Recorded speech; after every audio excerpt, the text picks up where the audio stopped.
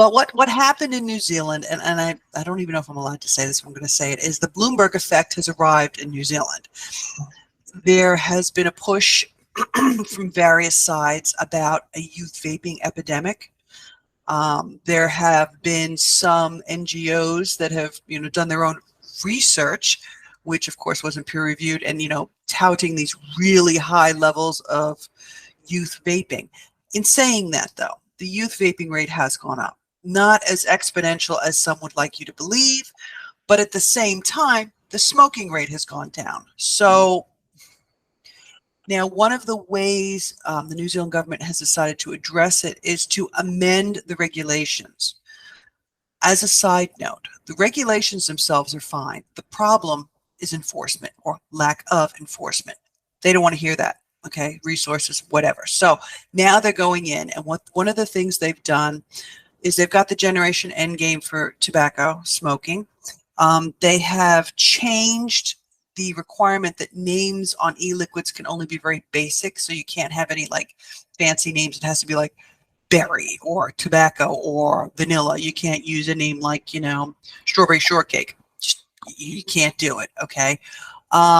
They are also planning on limiting the amount of outlets that can sell vape to 600 throughout the country, the same number as for tobacco retailers in the country. So they're coming up with all of these they look really good on paper, these ideas, but the concern is that the practical application of them will most likely lead to a gray or a black market, and therefore now they've lost any control over the process. Interestingly enough, the youth vaping issue, the majority of these kids are not buying them at dairies or vape shops, obviously. They're getting them from friends and family. Now, of course, you can't enforce that. You can't really regulate that. But they're coming down hard on the retailers. Another aspect of this, is we have the Vaping Regulatory Authority here, and they're the people that are supposed to be, they're legislated, mandated to actually issue the license for the vape shops. And they're just rubber stamping them. They're not following, the mandate of, due diligence, and is it a separate, building.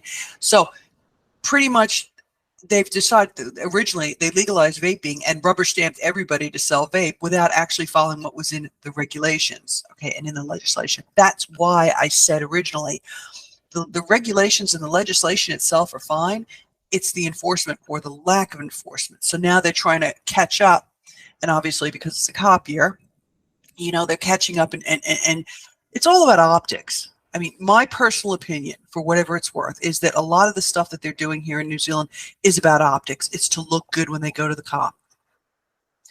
I don't think that there's going to be a medicalized situation here in New Zealand for a couple of years. I do think that that's sitting out there in the background. I think the possibility exists simply because of what's going on in Australia, and if they can't get the youth vaping epidemic under control. Now, the problem with this whole idea of the youth vaping epidemic is that it doesn't exist. But that doesn't matter because people believe it exists. So therefore, how can you get rid of something that doesn't exist?